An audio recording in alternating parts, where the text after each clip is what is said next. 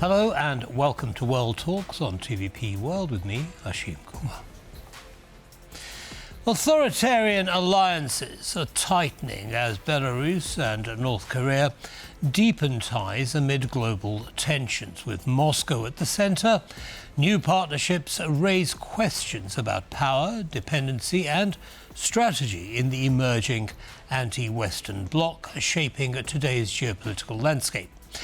To lay this out for us, we're joined by Kamil Kłysiński. He's Senior Fellow at the Centre for Eastern Studies. Mr. Kłysiński, thank you very much for taking the time to join us and welcome. Thank you very much for the invitation. Good afternoon. Good afternoon to you. So what do you make of this visit? I mean, I know neither of those leaders have many friends. I mean, is this just making friends or is there something more to it? So far, it's making friends. It's about visibility of friends, because we have to be very cautious with the term friends in relations between totalitarian leaders who usually don't trust to anyone, maybe except their families, sons, daughters, maybe wives. Not always. It also could be different, but generally they don't trust. So they try to show something. They try to show legitimacy, that they have some space of maneuver, and Lukashenko is doing that. Also, according towards Northern Korea, which is quite controversial, but not for him. It's controversial from our point of view, from point of view of civilized European area, the European world.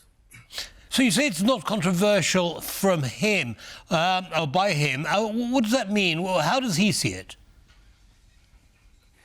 He sees that as a part of his strategy, his global strategy. I understand that maybe it sounds funny that such a small country, not even medium, but small country as Belarus has global strategy, but Minsk is trying to pretend that they have it. This is a strategy of seeking of similar regimes, so non-democratic models, which also are under pressure of sanctions, which are condemned by a Western, especially Western world, sanctioned, and try to build some community of totalitarian leaders, a community based on economy, common economic interest, community based also on ideology, common ideology, common interest in the security area, in military area. Many links are there, but I would like to stress that in case of North Korea, this is very early beginning. All right, so we shall have to wait and see what comes of it. President Lukashenko took a rifle as a gift to Kim Il Jung. I wonder if that means anything. Is that an indication that there might be some arms deals going on in the future? I don't want to go into conspiracy that, for example, Belarus will cooperate with North Korea in area of nuclear energy or nuclear weapon. Maybe also because that Belarus doesn't control any nuclear weapon and doesn't possess any nuclear weapon.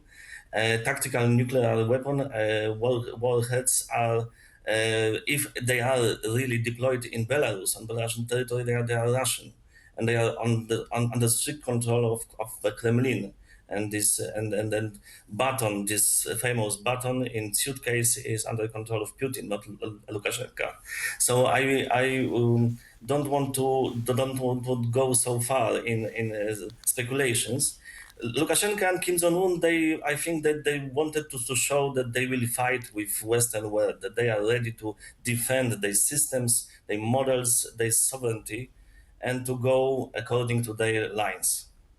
Okay, I mean, that kind of makes sense based on what's happening right now. But on the other hand, Lukashenko, received an American delegation, and on the basis of that, political prisoners, 250 political prisoners, were released by Lukashenko. So there seems to be some kind of rapport with the West as well. Is Lukashenko playing both sides?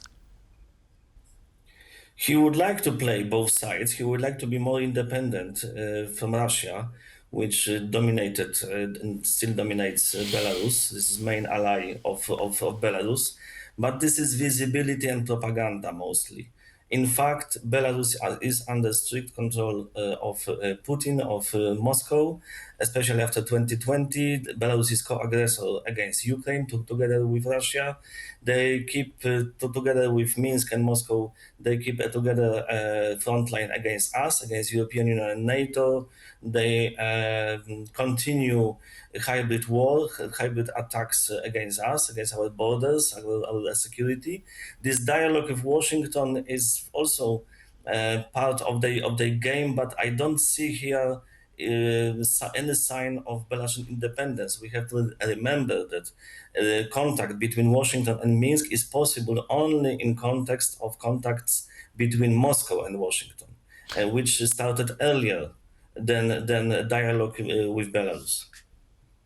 Understood. Now, we've been talking about Moscow, and of course, North Korea has supplied soldiers to Russia for the war in Ukraine and missiles. And of course, as you just said, Russia has placed assets in Belarus for attacks on Ukraine. So we understand that dynamic. But where does China come into this picture? So-called friendship between Belarus and China is much older, much longer, much deeper. It has started at the end of 90s, so this is more than 26, 27 years. And this is much more developed. If we compare both cases, Chinese direction and the North Korean direction, in case of China, we have level of university. In case of North Korea, this is level of kindergarten. So this is first official visit of Lukashenko to North Korea, first treaty, first agreement, very general, as I suppose, between Pyongyang and Minsk. With China, Belarus has much more basis of cooperation. Trade is quite well developed. Not convenient for Belarus because of huge import from China, but this is not only problem of Minsk. Many countries suffer from let's say dominative import from China. Indeed. And now, we're talking about a bloc that seems to be coalescing on the grounds of an anti-Western viewpoint. But China can't that easily move away from Europe and the United States because there are enormous markets for China, aren't they? You mean the importance of Belarus? No, I'm talking about China. I'm talking about this grouping of four countries. I'm not expert. I'm not expert on China, so it's difficult to judge for me. And Chinese the strategy in general, let's say aspect. I can see only aspects of Chinese the strategy towards Belarus maybe in wider context. This is typical approach to, let's say, so-called colonization. Of course, on the so-called the colonization to build network of countries which are oriented to China, which depend somehow on China. Belarus is important for Beijing as a corridor for transportation, for transit of goods. This is the biggest importance. This is a priority, looking from Beijing perspective. Which prospects has cooperation between North Korea and Belarus? If I would like to come back to our main issue in this interview, I don't know. In fact, I think that it's very difficult task to develop trade, for example, investments. Both countries are very distant. They don't have direct connection. Even in case of China, it's much easier because they are developed railway corridors through via Russia. between China and Belarus. In case of North Korea, I don't see this potential. It will be much more difficult. Understood. Unfortunately, we're going to have to end our conversation here, but thank you very much for sharing your analysis with our audience. Have a good evening. Thank you very much. Same to you. Bye-bye. And that brings us to the end of this episode of World Talks. Don't go away, lots more coming up. Bye-bye for now.